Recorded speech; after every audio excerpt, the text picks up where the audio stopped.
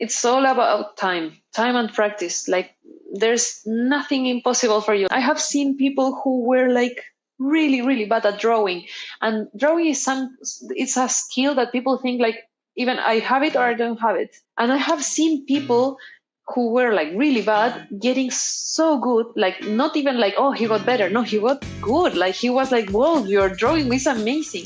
And it comes to what you said at the beginning, like how much do you want it?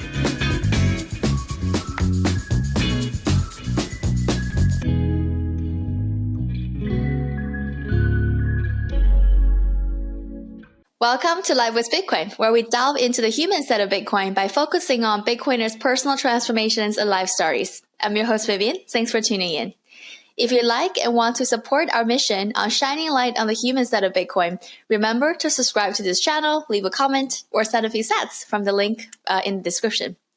Today, our guest is Flo Montoya, a Chilean Bitcoin-only artist. Since 2020, she delves into the essence of Bitcoin through various techniques, bringing a unique perspective to her craft, advocating for the power of beauty in conveying meaningful messages and rejecting fiat culture's minimal effort mindset. You may already know her as the face of Libby, the famous Love is Bitcoin magazine, and an advocate of clothing brand Panties for Bitcoin. Welcome, Flo. Hi, thank you so much for having me. Now you've been to so many places and I've seen a lot in different parts of the world. What do you think there was something specific about growing up in Chile or just living in Chile that is rather unique? Even though we don't have like signature food, we have always had like very good materials. I don't know how to call it. Like you have like fish, you have like cows that grow eating grass that you eat. Like I think we have like very good food in general. I also love about my country that we have like all the landscapes you can imagine. Like we have the most dry desert. We have mountains where you can go skiing and you can go into the sea. You can do everything. We have like a very rainy places where you can like get lost into the woods. And yeah, I also love that very much. What's your favorite Chilean dish? It's called pastel de choclo, and it's made of corn. It's like you make like how is it called? Like you have to like smash the corn, like the bits, and make like a soft thing, and it goes into the oven.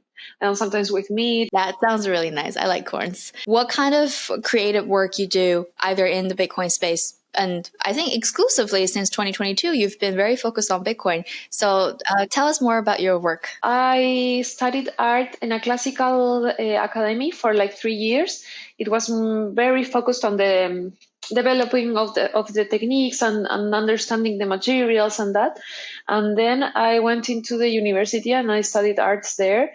So it had more of a modern focus.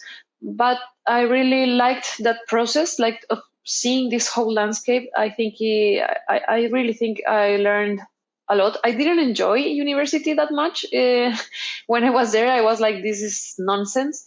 But looking back now, I can take what I think has more value and apply it to my work. And I really like classical techniques. So I draw, I paint with oil. I like engraving. I'm learning since last year screen printing, and I love doing things with my hands. And I'm not very good with technology. I just knew about Bitcoin. I think it was like by chance. I'm not really good with like editing and computers and all of that stuff. So I'm very focused on doing things with my hands and like touching the materials. That's what I really enjoy. Look through some of your paintings, and those are very extensive, and you can see there are tons of details that goes into it, and there's so much effort that just shines through. The proof of work just shines through the piece. What role do you think art in general plays in orange peeling the world? There are two things. One, art is a manifestation of what we live, what we're going through. So through any changes in humanity, you will see a change in the culture, in the arts. It's the way like I think we have to like put it out somehow, and it's like it comes out in form of art. So I think it's inevitable. Like you will have Bitcoin art it's too big of a change to not have a Bitcoin art. But then if you're aware of what you're doing, like, of course, when I started, I was just trying to understand Bitcoin and just doing it. Some years have passed since that. And now I think it's like, I have a responsibility here. Like, if I'm doing the images, I'm part of this decentralized group of people who are willing, like, choose to make these images. Um, I have to put more, like, into it. Even though I'm a very classical artist, I want to do some street art work, because I have the fear that the art I do is otherwise only reaching the people who are already orange pilled. Because I follow a guy who is cyber street art, if I remember correctly. Um, I loved what they're doing. I love their job. They're like putting so many images in the streets, and it's amazing. And it's like, this is so inspiring. I have to do something like that. And if you really want to help people, like, if you really believe in Bitcoin, you want people to know about it. And in my country, at least, it's not very known. Um, some people have heard about it. Some others have never even heard about Bitcoin, or they don't pay attention. So I kind of feel a responsibility there to help them maybe start wondering and find their way into this. What's one way to create art and spread the message of Bitcoiners without shilling the Bitcoin sign? Because I see you do it. You don't do it like in their face. You don't just put a Bitcoin sign and stick it on the painting and somewhere. We need more subtle and emotionally appealing messages. So how do you approach this to make it symbolic yet impactful? We Bitcoiners might be already a bit tired of the V, but for newcomers, it's like, what is this thing? So we still have to use it, I think. But it's really fun to go deeper. I really enjoy that, like, making a piece that maybe it's about Bitcoin because it's about freedom, or it's about Bitcoin because it's about justice. It's about Bitcoin because it speaks about all this other stuff that Bitcoin has already, like, embraced, or it's natural to Bitcoin. So I think the answer is to, think about the main thing, the main thing that Bitcoin is for you, or what is the main thing that Bitcoin is solving, or something like that. Like, what's the most important thing you can think of, and maybe talk about that. So for example, I'm doing a piece right now about Julian Assange, and it's like, for him, I did one for Ross Ulbricht, and these pieces are for to create awareness, to do the image, and of course to be able to donate to them. So that you could say that's not Bitcoin art. Where is the Bitcoin B? Where is the Bitcoin theme? But if you're attacking freedom of speech, if you're attacking our freedom to choose how we transact with each other, it kind of, Bitcoin is here to solve those things. When I was listening to some of your other conversations in a space, I found out that you transitioned from a full-time social media job at a marketing agency to work in Bitcoin. And at the time, you didn't have any tangible opportunity lined up when you choose to quit. So I'm always very interested in the stories of people taking a leap of faith. So walk us through, like, what was the decision-making process like? Well, I was really tired about my normie job.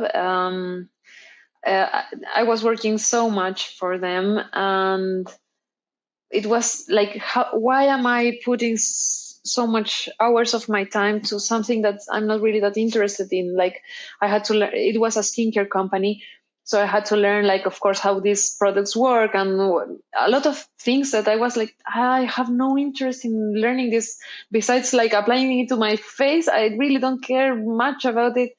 And I said, like, I could be using this time to learn more about Bitcoin. And besides that, the work was like taking so much time from me that I was too tired to do art. So for a while, I don't know how long, I couldn't work in any piece. And that was very, very frustrating. And I also had like some personal stuff going on in my world that I everything like changed from one day to another. And in that process, I decided like I have to work for something related with Bitcoin because I can't take this anymore. And I did. I quit it. I have a very, very supportive family, so they helped me out a lot. And it was like, I don't know, a month or something later that after I quit it, that I saw a post of George saying like, I don't want to work with normies. If you are a Bitcoiner and you need a job, like send me a DM. So I did, and he was like, I don't need an artist. Like, what can you do? And I told him, like, I used to work in marketing and social media and stuff like that. And he was actually looking for someone for that position. And it was so fun. And he said, like, okay, you can come work with the Lobbyist Bitcoin team, but I would need for you to be public because we need to give Libby a face and a voice. And it was very like kind of frightening at the beginning. I consider myself a bit more shy, like was like this is I'm not going to be able to do this. Now I'm speaking to you in English, but at the moment I was like, my English sucks, I cannot do this. And I was super self-conscious about all this stuff. And the team was very helpful into that process. They let me do it like very gradually. I started like posting a picture and then maybe a tiny video, maybe that more. And it has helped me so much to be more like don't care and be more like loose in a way, and don't overthink so much. And yeah, that was like, and then through them I knew Pablo from Panties for Bitcoin and started also working there. For someone who were in your past position where they'd like to take that leap of faith, it's scary to lose the financial support and just ditch everything and start a new career wherever you are in your current career, right? So what do you think are essential for people to make that decision in general, from both financial resources and the mindset perspective? Like, what do you need to know before you quit your fiat job and hope for the best? Of course, it's smart to find a job first and then quit. But sometimes if you don't let go, you will never be able to find a new one. Like, you have to push yourself. You have to be in that position where, oh, I have to find something. And this need sometimes is the thing you that allows you to find it actually. So there's something I read the book Choose Life from Daniel Prince, and I remember in some chapter he said like it's something that really helps you is to put yourself in the worst case scenario. Like, what's the worst case scenario? Yeah, you quit today, you don't find a job in a month, you have no money. What will happen? You will have to move to your parents, you will have to, I don't know, do this, do that.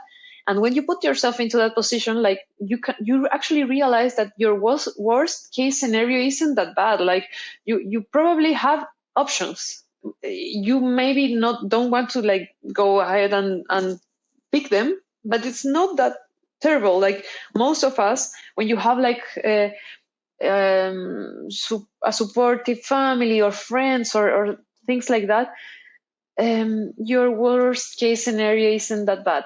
So I really love that idea, like literally putting yourself into that position and seeing like, okay, this would happen, I would do this, and that helps you just take the jump. Because if you realize that it's not the end of the world, you just do it.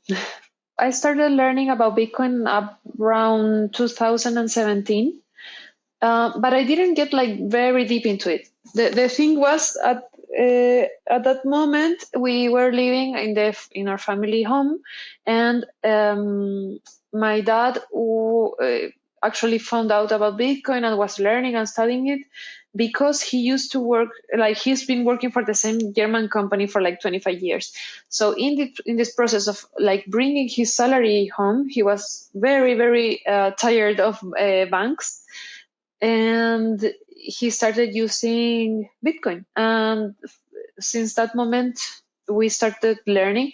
And I was studying arts. I didn't pay much attention. It was like they were, when you're like first orange pilled and you're like talking about Bitcoin all day. So we used to have dinner every day together. So of course the conversation was very Bitcoinery at home, and everyone here is orange pilled. And now like my sister's husband, and I don't know, my brother's girlfriend, my boyfriend, like we are like the whole family is super orange pilled.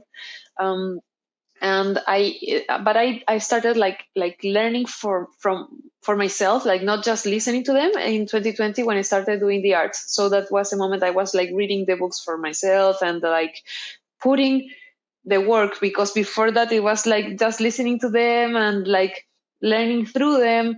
And of course it made the lectures much easier for me, like this is what they said, this is what they mentioned, low time preference, I know that. It made it easier. It's obviously very lucky to have a family of Bitcoiners, and you understand each other and know what you're in it for, and have Bitcoin, I guess, come up as a dinner conversation that doesn't end in fights. Do you think if you weren't leaving your fiat job for Bitcoin, or if your parents or your family aren't Bitcoiners, do you think they would have supported you the same way they had? Well, they supported me studying arts, so I think they would have. But if you need, like, there's nothing that needs more support than your child wanted to study arts in Latin America. It's like, you're crazy. Like I was always told, like, you're gonna starve. Like like artists don't make it unless in Latin America. So that actually helped me because I was always very good at saving. Like I have always had side jobs, always. And To prepare for the I worst case scenario? yes, and it helped me because when I started learning about Bitcoin, those things made sense for me, like saving and like low time preference and all those kind of things. I think those were already in our family culture. It's good that you made the transition from kind of listening to it and just getting into it through the family exposure, and then transition to the verifying mentality or the verifying phase of reading and learning for yourself. So since then, since your own journey in Bitcoin starts, what do you think are some of the most important things, like values or lessons or experience you learned from being a part of the Bitcoin community? I see much more collaboration than I saw in the normie world, and willingness to to learn from each other maybe. And in the art space, I see that too. And in art space in normie land, it's like it's crazy. Like people, you have to like. I was used to people like trying to step into the other one to like be more important and bright, and here I see the opposite. It's like, if you shine and you're amazing, go do it, girl, and then the other one is going to shine by themselves. And if I can give you a hand, I will give you a hand. And if we can do some project together. And or at least that has been my experience so far. I have never met a Bitcoiner who I thought was like, oh, that person is like trying to harm the other in a way, or like not sharing information. Like I'm in so many artist group where people are like always sharing, hey guys, there is this conference, there is this thing, you can put your work here.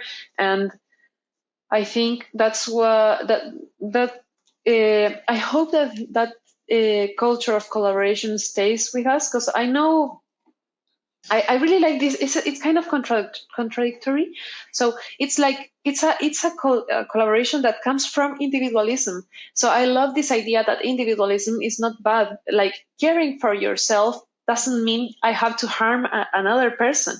And I think that's something that I really love about this ecosystem. In the fiat world, it's a little bit of a zero-sum game. It's if I get the position, you don't. And if I gain something, then I need to stop you from gaining something. So I increase the chance of me getting something. But in Bitcoin, it's like every single person we bring onto the ecosystem, all the Bitcoiners are going to benefit from. And it's a culture of you actually get rewarded by lifting other people up. There's so much proof of work because you don't have to worry. You don't have to be worried about other people getting ahead. You just need to focus on your craft. Let your own proof of work shine through.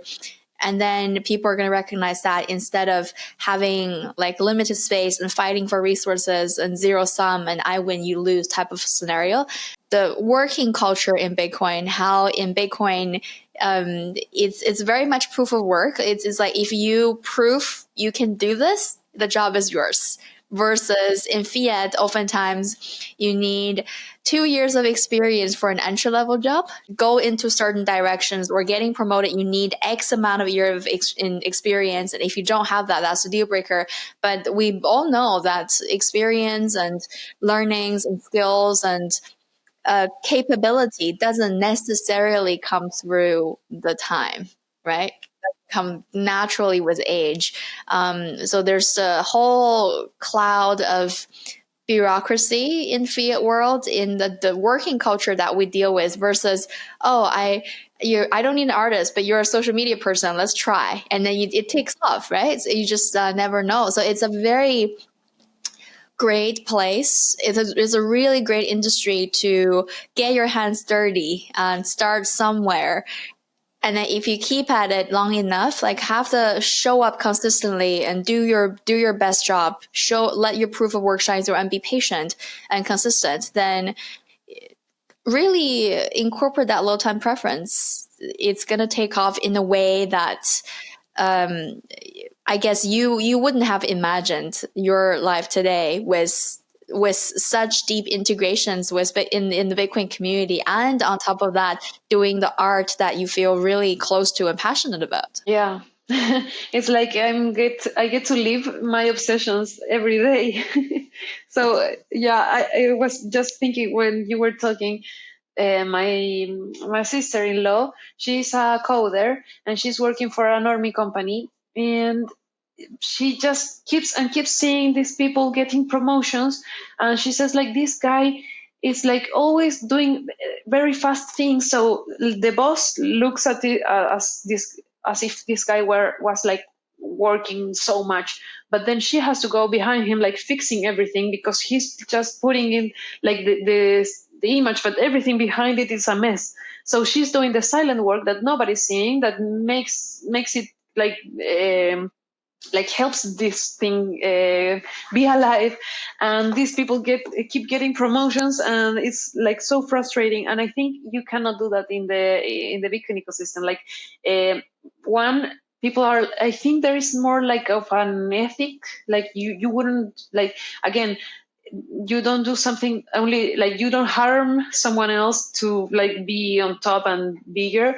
And also the boss is more focused on the proof of work, so he will be more examining what you actually did than like these superficial like outcomes. And let's talk about the Love is Bitcoin initiative. I started off this podcast last June.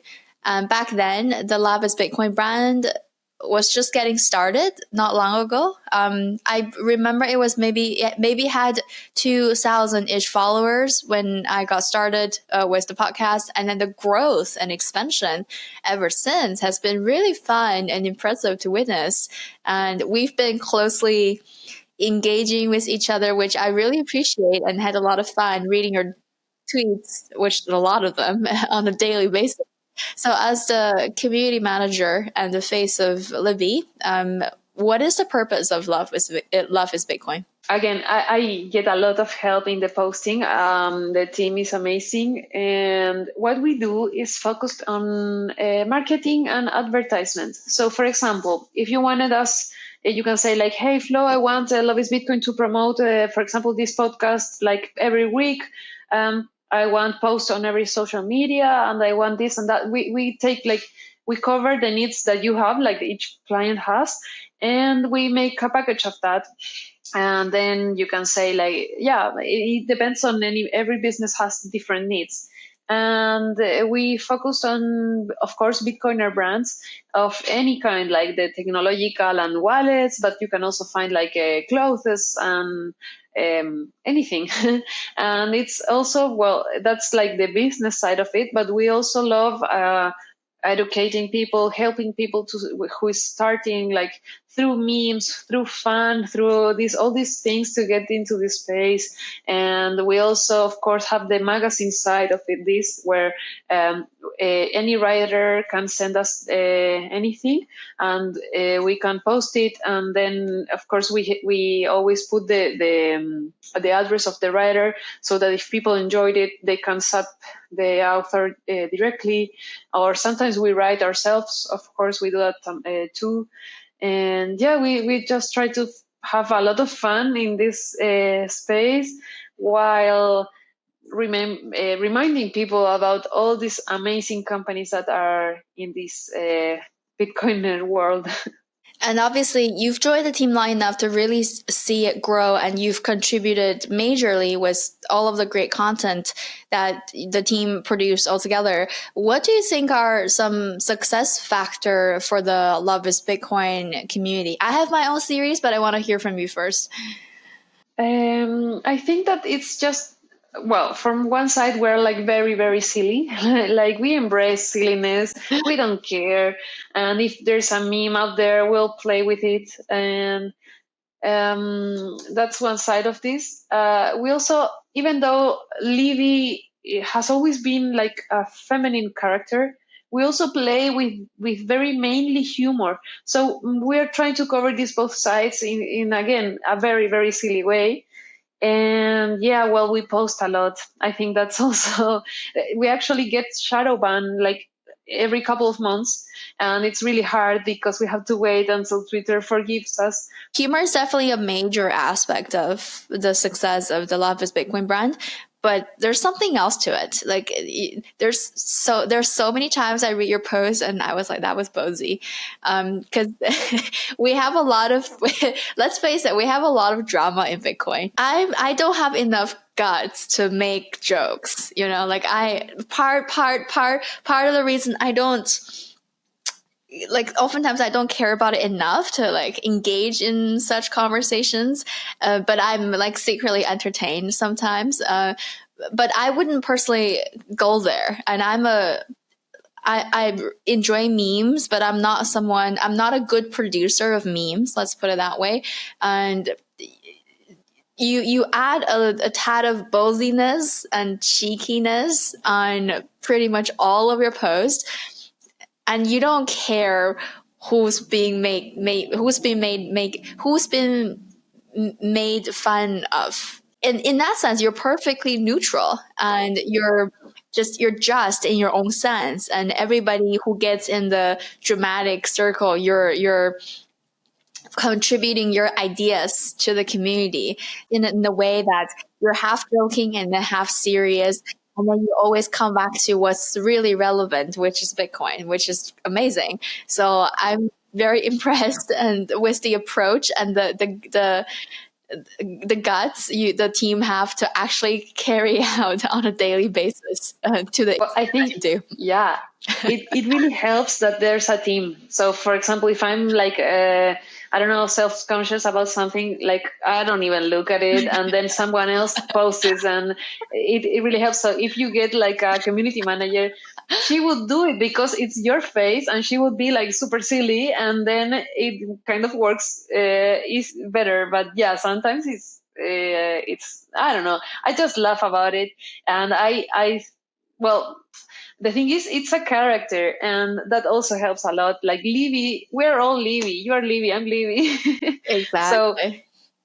we can play a lot with that, and yeah, if people some people think that I'm really Libby, and at that moment, like for example in conferences, like they meet me and like, oh, you're Libby, how are you posting? But you're posting right now and you're here. And I'm like, there's a whole team behind this. Like Libby is a character, and then I also get a bit like self-conscious about it, like a bit ashamed, because I'm like trying to think about all the posts and in my head like everything that we have posted, like, and you're like facing the person in real life.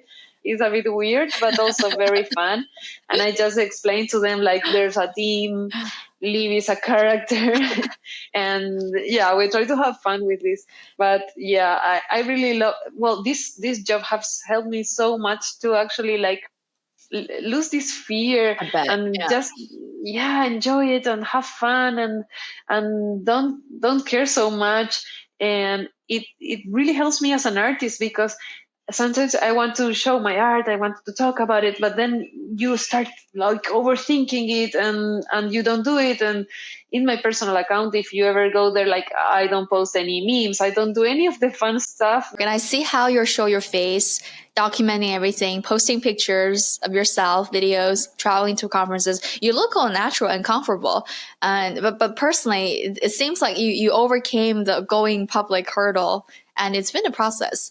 So how did you land on the decision that this is what you're gonna do? I'm very impulsive. So I said like, I think this is going to be good. Let's do it. And then it was like, oh my God, what am I doing? Help. But no. And I remember like talking like to people here, like, what do you think about this thing? I'm about to become a meme. Is this going to be good? And they were like, if it helps you in your career as an artist, like being an artist is like, well, I feel like it's so hard right now. And I know for some people are like very brilliant and they like maybe overcome this other ways. Like I'm not saying that everyone has to go public or everyone has to do it this way, but for me it was like I feel this is a mountain I cannot climb alone. And when I found Love is Bitcoin, I really thought like this is something that could help me make it a bit easier, because I need these skills. I feel like I'm not anonymous already, so I was already kind of public, and in the sense that I wasn't like, it was my actual picture and all of that was my actual name. And I said like, I want to travel and I want to go to conferences. How do I make this happen? Yeah, exactly. And then we're coming back to the leap of faith, because I've talked to people and then they wanted to start a podcast or start making content. And then they said, but I'm not I'm a shy person. I get camera shy. I do this, this, and this. I'm not suitable for the role. And then what I said is, do you want this enough? If you want this enough, just get over it and start working on it. And those, camera shy, those are all true, but those can be changed. And the more you like latch onto these as excuses, they're gonna slow you down. So just think about one question: do you want what you want enough? If you want it enough, you find a way. And one person who heard that, we only talked once, and then he's been creating content constantly ever since. And I'm honestly so impressed of, just one conversation. Do you have some practical tips on how can you get more comfortable in public eyes? And you're a particular great person to ask this, because now you're not only posting pictures and videos, and you're the face of memes. So it's another comfort level that I'm even not comfortable with. It's all about time and practice. Like there's nothing impossible for you. Like I that's something that I've been experiencing my whole life. I have seen people who were like really really bad at drawing, and drawing is it's a skill that people think like, even I have it or I don't have it. So people say, I don't draw, I don't know how to draw, or I draw.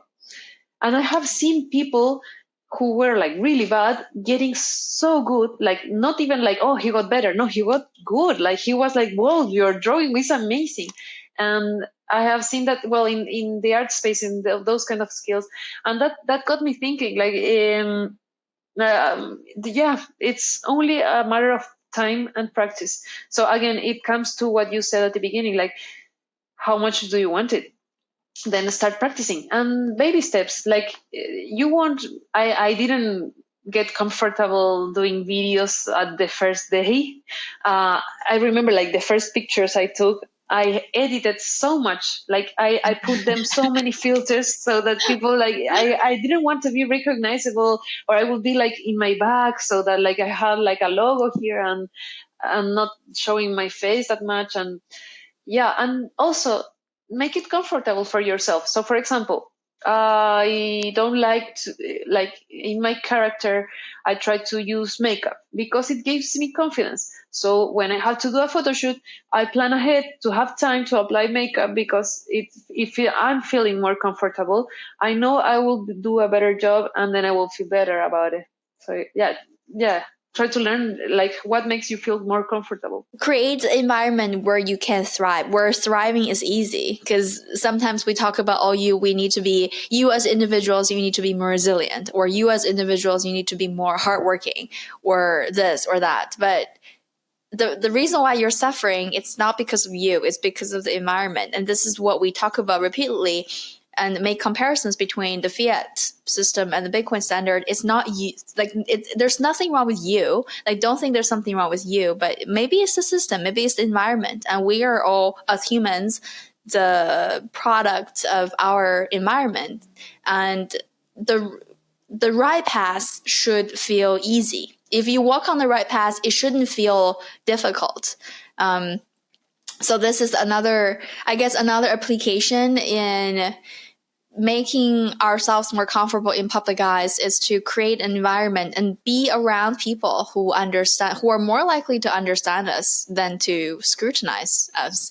And it requires us to find the community, find like-minded people, create environment that we feel comfortable sharing and contributing. And yeah, like you said, there's no skills that are, I would say very few skills that are not trainable over time, with dedication, consistency, and effort. And that includes social media. Social media is one of the, I guess, hard beast to crack. It's very, very hard. I've been in that shoes. It's very, very hard to hire a great social media manager for our community. What are some of your rule of thumbs to engage with and grow your audience, either as an individual or a business or community? Yeah, I would say be the more real you can be.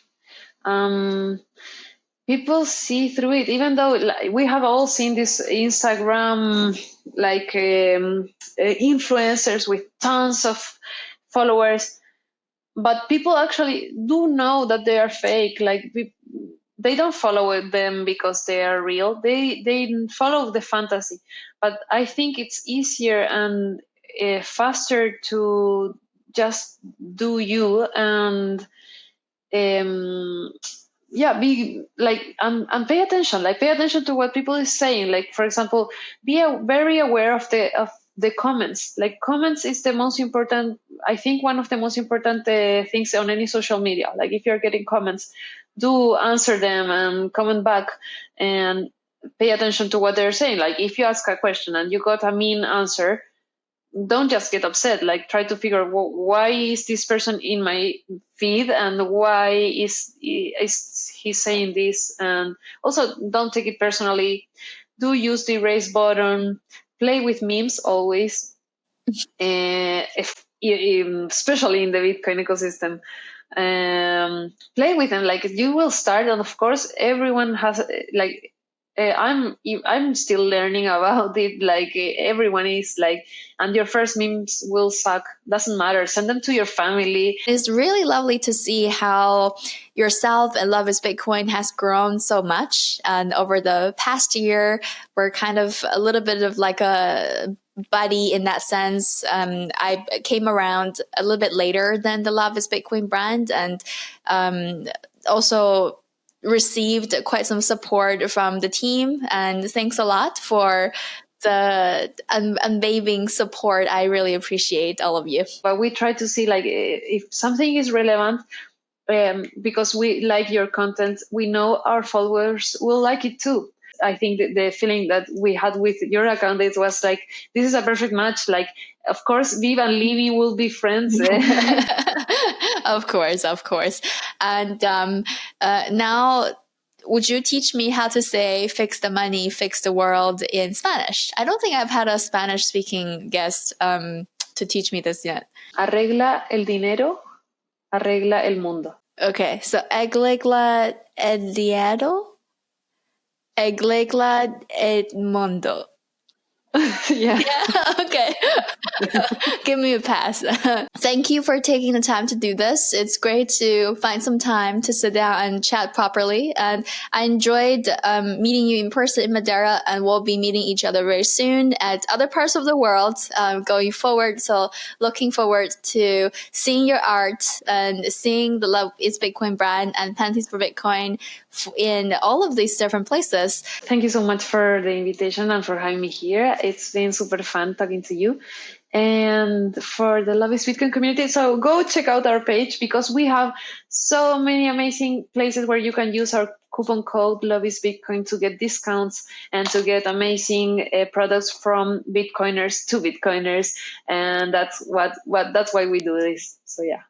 Great. Like, definitely check out Love is Bitcoin brand. They do a lot of amazing things, and chances are you're already following them. It's focusing not only on the human side of Bitcoin, but also on the humor side of Bitcoin that are just relevant and bring a dash of positivity and laughter into our day. Thank you for tuning in to another episode of Live with Bitcoin. I'm your host, Vivian, and we'll see you in the next episode.